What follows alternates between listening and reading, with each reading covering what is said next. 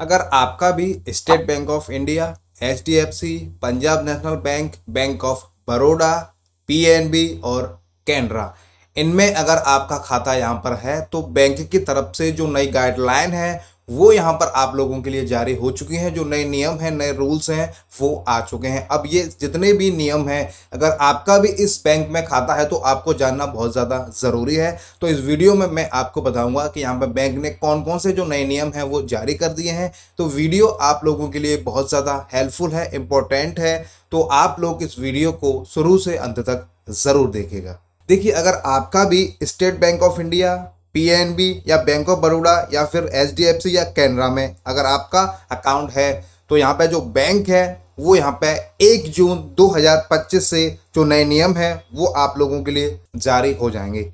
आपके लिए बेहद ज़्यादा ज़रूरी है इन नियमों को जानना। हर साल बैंकिंग नियमों में बदलाव होते हैं जिससे ग्राहकों को अपने बैंकिंग व्यवहार में बदलाव लाना पड़ता है। इस बार RBI reserve bank of India कुछ ऐसे नए नियम लागू किए हैं जो सीधे तौर पर आपके बैंक खाते में यानी कि लेन देन में, एफडी में, एटीएम में, केवाईसी में और जो डिजिटल बैंकिंग है उस पर यहाँ पे असर डालेंगे। इन बदलावों का मकसद ग्राहकों की सुरक्षा बढ़ाना, बैंकों को ज़्यादा पारदर्शी बनाना और डिजिटल लेन देन को सुरक्षित करना। चाहे आप सीलैंड कर्मचारी हो, बिजनेसमैन हो, सीनियर सिटीजन हो या स्टूडेंट, या नए नियम सभी रोजमर्रा की बैंकों को प्रभावित करने वाले हैं। इस वीडियो में हम आपको बताने वाले हैं कि एसबीआई, पीएनबी, बीओबी या एचडीएफसी या कैनरा बैंक, जितने भी जो बैंक हैं उनके लिए जो नए नियम है वो यहाँ पे क्या क्या जो आप लोगों को असर है वो डाल सकते हैं। अब मैं आपको यहाँ पे बता देता हूँ। देखिए, फिक्स डिपॉजिट, एफडी और सेविंग अकाउंट पर यहाँ पे बैंक ने क्या किया है, एफडी ब्याज दर यानी कि एसबीआई, पीएनबी, बीओबी समेत कई बैंकों ने 1 से 3 साल की एफडी पर ब्याज दरें घटा दी है,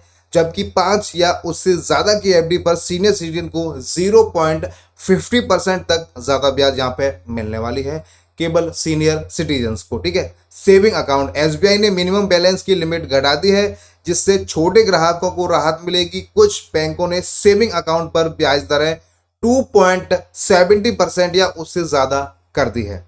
केवाईसी अपडेट और अकाउंट बंद होना। ठीक है, यहाँ पे देखिए मैं आपको बता दूं, आरबीआई के नए नियम के अनुसार हर 2-3 साल में जो केवाईसी है वो अपडेट कराना जरूरी है। अगर 2 साल तक कोई भी लेन देन किसी भी प्रकार का नहीं होता है तो उस खाते को यहाँ पे इनएक्टिव निष्क्रिय खाता यहाँ पे माना जाएगा। केवाईसी अपडेट ना कराने पर बैंक आपका जो अकाउंट है उसको फ्रीज कर सकता है, जिससे आपका कोई भी लेन देन नहीं होगा, ना मोबाइल बैंकिंग से, ना इंटरनेट बैंकिंग से, ना बैंक से, ना एटीएम से, ना यूपीआई से। किसी भी प्रकार की सुविधा आपको नहीं मिलेगी जब तक कि आप अपनी जो केवाईसी है उसको नहीं कराते हैं।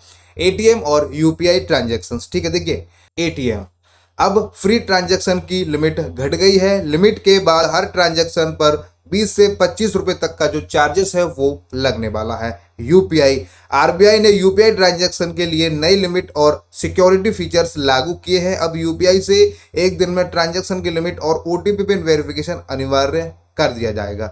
कैश ट्रांजैक्शन और टैक्स, 50,000 या उससे ज़्यादा की कैश डिपॉजिट या निकासी के लिए पैन या आधार देना होगा, जो कि पहले भी देना होता था, वो अभी भी आप लोगों को यहाँ पे रखा गया है। महीने में 20 लाख या उससे ज़्यादा कैश निकालने पर टीडीएस कटेगा। इससे टैक्स चोरी रोकने में मदद मिलेगी। ये जो नियम है ये भी पुराना है, पहले भी था 20 लाख तक का और अभी भी 20 लाख तक का ही यहाँ पे रखा गया है।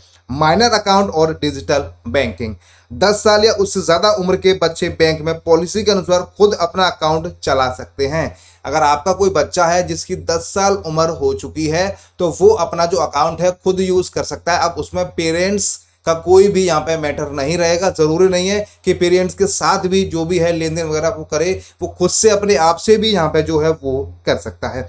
डिजिटल बैंकिंग में फिशिंग से बचने के लिए अब सिर्फ .bank.in या fin.in डोमेन वाले लिंक ही मान्य होंगे। इसके अलावा फालतू के जो भी डोमेन होंगे वो सब के सब यहाँ पे ब्लॉक हो जाएंगे और यहाँ पे काम नहीं करेंगे।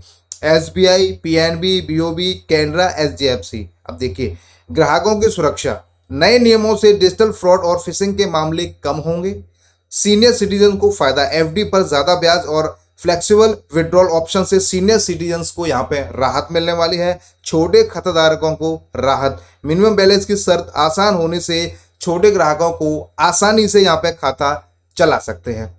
टैक्स चोरी पर रोक, कैश ट्रांजैक्शन लिमिट पर टीडीएस नियम से जो टैक्स चोरी करते हैं उस पर भी यहाँ पे लिमिट लगने वाली है। डिजिटल बैंक में पारदर्शिता, मैंने आपको बताया बैंक.in fin.in डोमेन से जो भी वेबसाइट होंगी वही यहाँ पे ओपन होंगी, बाकी काम नहीं करेंगे। अब देखिए यहाँ पे बैंक क्या कह रही है, अपने ग्राहकों को समय समय पर क्या यहाँ पे जो है फॉलो करना चाहिए। जैसे कि देखिए समय पर अपनी जो केवाईसी है वो अपडेट कराएं, एफडी सेविंग अकाउंट की नई ब्याज हमेशा चेक करते रहें, एटीएम यूपीआई ट्रांजैक्शन लिमिट का हमेशा ध्यान रखें।